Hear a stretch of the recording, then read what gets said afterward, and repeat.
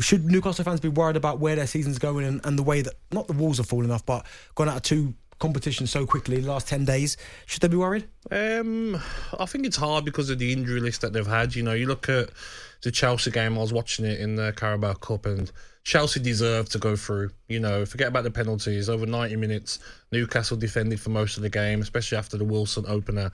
But the amount of injuries they've got, mate, it's difficult. I mean, if I read them out to you now, who are injured right now, Targett, Barnes, Willock, Isak, Gordon, Kraft, Joe Linton, Pope, Shah, Anderson, Murphy, Tonali suspended.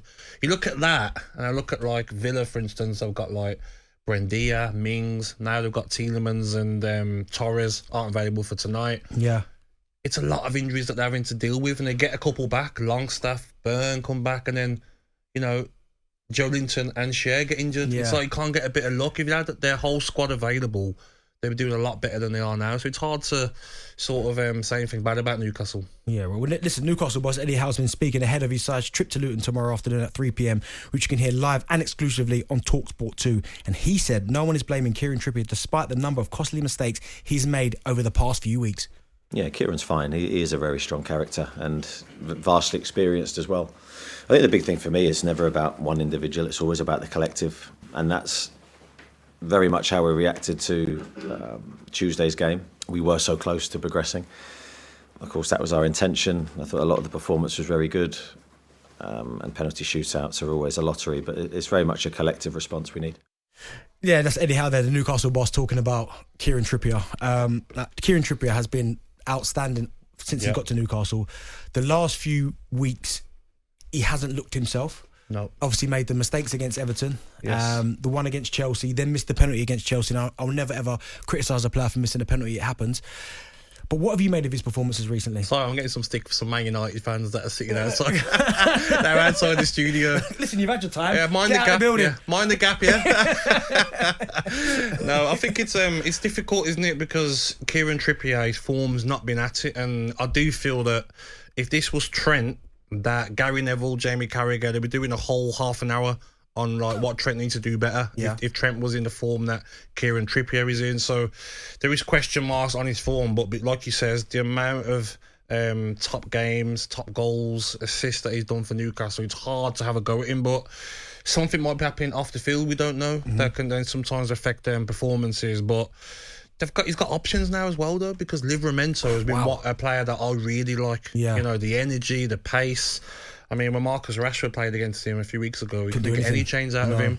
Dan Burn's back, so you could play Livramento right, Dan Burn left. Does Trippier need a little bit of a break? Does he need a couple of games where, you know what, get him out the firing line, because it won't be easy at Luton.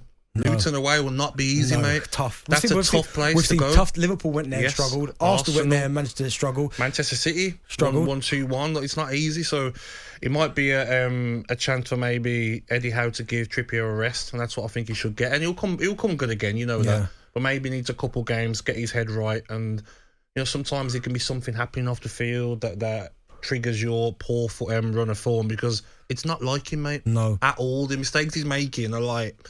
They're like when you expect a youngster to do, a younger lad to do, not an experienced player. It's someone like Kieran Trippier as well, who one of his strengths are his decision making. Yes. Like he always makes the right decision. And when you look at certainly the one against Chelsea, usually he would do all that. He'd control it, kick it away, he'd make the right decision. He almost panicked. Yes. And you never really see that about Kieran Trippier. But where should Newcastle then, from now to the end of the season, be aiming? Because they're 6th at the minute, which is decent. They're 5 points off the top 4. Yes. I know it's disappointing that they've gone out to Chelsea in the Cup. They lost... But they came bottom of the Champions League group, but it was unfortunate because one refereeing decision cost them. They've lost 4 out of their last 5 in all competitions. What should be their expectations between now and the end of the season? I think they've got to look at winning the FA Cup. I mean, we spoke about it last week, didn't we, Bentley, about what would Villa fans prefer, top 4, winning a trophy. It's about winning trophies. It's been so long for Newcastle. I think Newcastle fans would accept not finishing top 4 and winning the FA Cup this season, 100%. Yes, they're unlucky against Chelsea, but they didn't do enough in the game to go through to the semi-finals. But they've got players to come back. You look at Barnes, Willock, Isak, Gordon, Joelinton, Pope. Pope obviously won't be back. He's probably out for the season. Murphy, Anderson.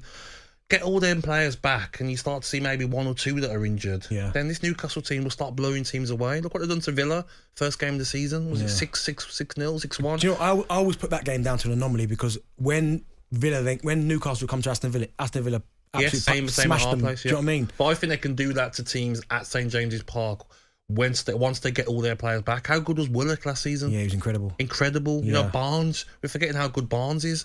You know, he's been injured most of the season. Start getting players back, and I feel like Newcastle can have a push to top 4, but definitely FA Cup. That first FA Cup game, I don't care who it's against, you're playing your best team. You know, sometimes managers will rest a few. Of course, You might be like, you know what, a couple of younger lads in. No, Newcastle have to go for the FA Cup because their fans are crying out for winning a trophy. Yeah. And January's coming up as well. Do you think that you need to dip into the market? If possible. They've got to look as well, maybe, with financial fair play, Benny. A lot of teams have got to look at who they can sell first. Yeah. You look at Arsenal, would have to sell maybe Smith Rowe to get Tony. Yeah. You know, you might have to sacrifice a player to bring one in. Yeah. Let's talk about Calvin Phillips, but then let's talk Calvin Phillips might be looking at Juventus, going abroad. But when you look at their squad of players, maybe a defensive midfielder, losing Tonali. But apart from that, they've got enough options. Just injuries. His injuries, Getting them injuries back, and they'll be fine. Yeah, I agree with you. I think if they can get the injuries back, they'll have a better season. I think they can still, as you said, they'll win the FA Cup for sure. talkSPORT Drive with Andy Goldstein. Monday to Friday afternoon from 4 on AM, on DAB, via the talkSPORT app and on your smart speaker. talkSPORT.